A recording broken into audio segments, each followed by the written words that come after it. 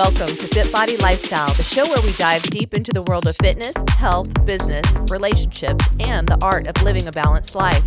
I'm Jami. And I'm Greg, and we're here to give you the benefit of our experiences in the fitness and bodybuilding industry, the corporate world, running a business, personal development, and building healthy relationships. Whether you're sweating it out in the gym, hustling in your business, or seeking balance in your everyday life, you're in the right place. So lace up those sneakers, grab that water bottle, and let's get ready to transform our minds, our bodies, and our lives.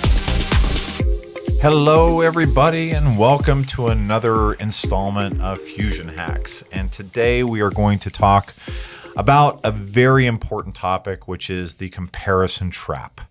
And Jami, why don't you tee that up for us? What is the comparison trap? Well, we're in a world right now where social media has created an intensified situation where we constantly have all these images coming at us of beauty, of fitness, of perfection in all of these different ways that so frequently we can start to compare ourselves. And in our minds, we're comparing ourselves on our worst day to someone else's cultivated, beautiful, perfect image that has the best lighting and the best angles. And it's, those kinds of things. And, it's not a fair or realistic comparison. And we start to lose a little bit of our self-confidence and self-worth when we do those kinds of things. Yeah, and we saw this in the corporate world as well. So this isn't unique to the bodybuilding industry. Is it, an employee will compare themselves to another employee, and we managed many of those employees. But one will compare themselves to another and say, "Oh my God, well they have this and I don't have that," and there's this comparison thing is not just unique to the bodybuilding industry. But as our saying goes, bodybuilding is not life, but it will make your life better if you follow its principles. So as we talk about these 3 points for avoiding the comparison trap, hopefully that will bring some light to what you can do for yourself. But as we talk about the sport of bodybuilding is kind of interesting because people are on stage and they're compared with other. I mean, that's how you place. You're on stage and you get compared with somebody else, and that's how the judges determine where you place. So in your mind, and it's very easy to understand where this originates, which is in your mind, you're thinking, okay, I'm being compared to the person next to me, and so that is the standard or the criteria for success. And maybe on that day, that was the criteria for success. But in order to progress, in order to evolve, in order to improve, you need to focus on you, which is our first point. And so as we talk about the focus on you, it's really getting you into that knowledge that, look, I love Jami's shoulders. I want Jami's shoulders. Well, Jami's has Jami's shoulders.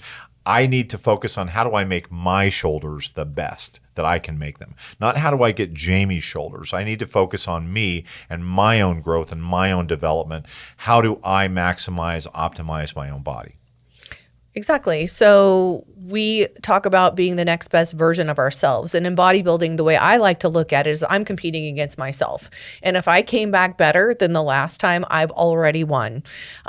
So like you said, you're going to be compared against other people on stage, but there are certain things you can't change about your body or your structure. And the cool thing about bodybuilding is that we can shape and make some modifications. But I mean, I've had people ask me before, oh, this person has those low tie-ins. So if you aren't familiar with it, it's, when you see the bodybuilding, the ladies, you see the V in the back, leading into their hamstrings.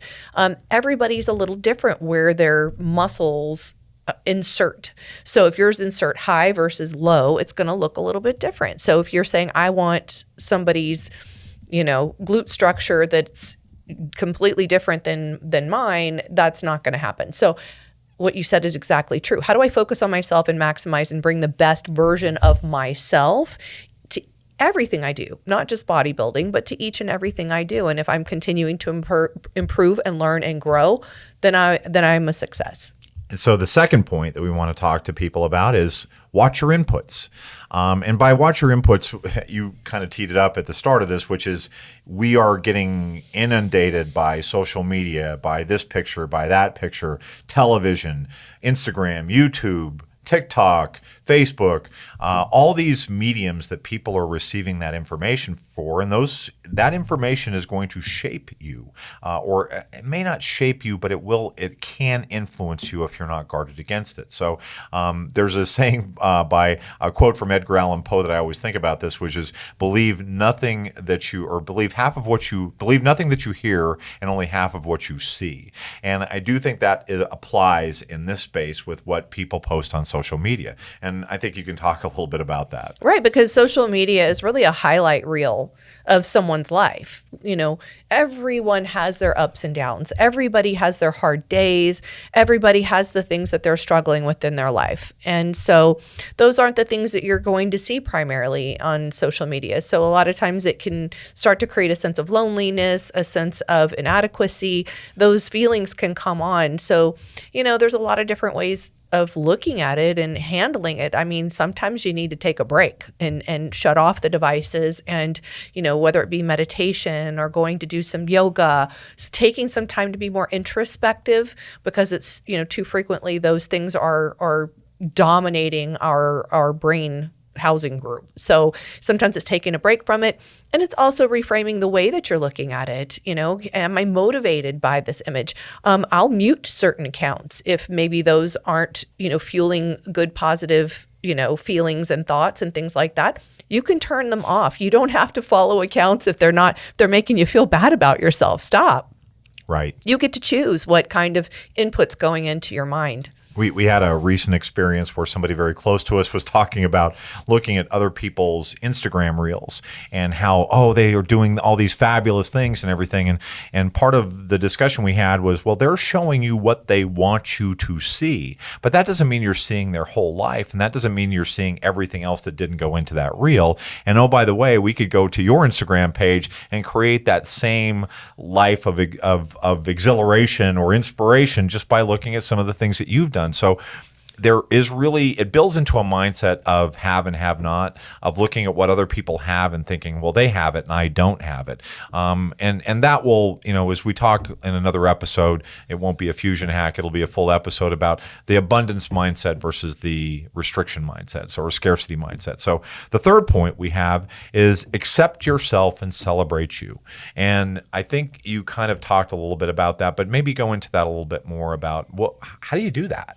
I think oftentimes we tend to be so focused on the really big goal, the pie in the sky sorts of goals, and we lose ourselves a little along the way. So celebrating the small wins and being proud of, just the small things that you do throughout the day. It could be a kindness that, you gave to someone else. It could be hitting a small milestone, something, that you wanted to accomplish. Maybe, you're working on some pull-ups and you finally got your first pull-up that wasn't assisted, It could be something fitness related, and it could be something completely different. It could be, you have a goal of reading a book book each month. That's going to, be something that's going to be really positive that you're putting into your mind, or adding in some meditation to your days.